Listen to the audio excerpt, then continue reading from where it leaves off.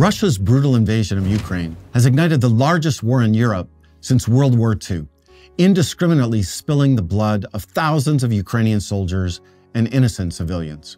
Russian President Vladimir Putin, as well as some analysts in the West, want you to believe that NATO is to blame. Putin and others have claimed that the possibility of a NATO expansion, not the 200,000 Russian soldiers and sailors attacking Ukraine, is the central driver of this war. Blaming the United States and our European allies has become a dominant framework for explaining, if not justifying, Moscow's ongoing war against Ukraine. Now, it's true that Ukraine aspires to join NATO someday. The goal is even embedded in the Ukrainian constitution. But while NATO leaders have remained committed to the principle of an open door policy, they also clearly stated prior to the war that Ukraine was not qualified to join NATO. Putin may dislike NATO expansion, but he's genuinely not frightened by it. Russia is the largest army in Europe. NATO is a defensive alliance. NATO has never attacked the Soviet Union or Russia, and it never will. And Putin knows that.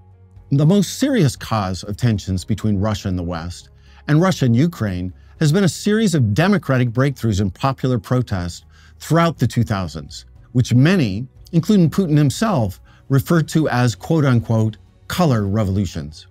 After each of them, Serbia in 2000, Georgia in 2003, Ukraine in 2004, the Arab Spring in 2011, Russia in 2011, and Ukraine in 2014, Putin has pivoted to more hostile policies towards the United States. Putin, like all dictators, is threatened by democratic ideas, democratic governments, and democratic believers.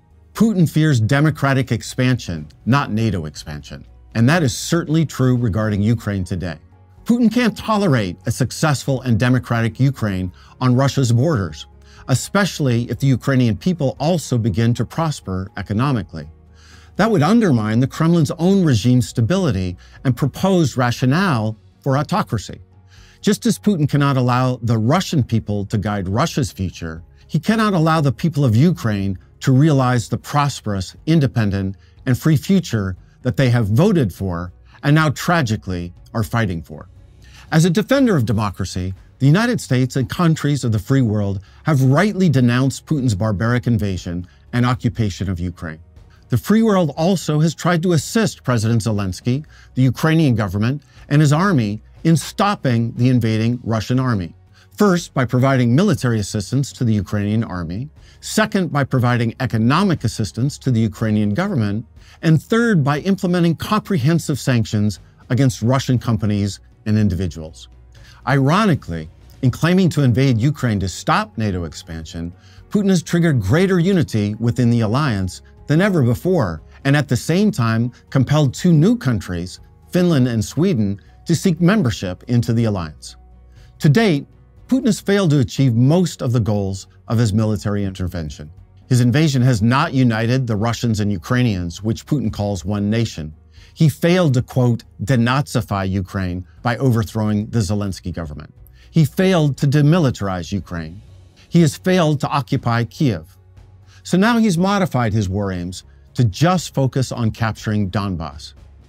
Tragically, Putin and his army are making incremental gains in achieving that objective. Occupying Donbass, however, has nothing to do with the expansion of NATO. It's straight up old-fashioned imperial conquest, a Russian practice that occurred centuries before NATO even existed. Ukrainians are fighting heroically to not allow imperialism to succeed, to not allow annexation to return to Europe as a normal practice.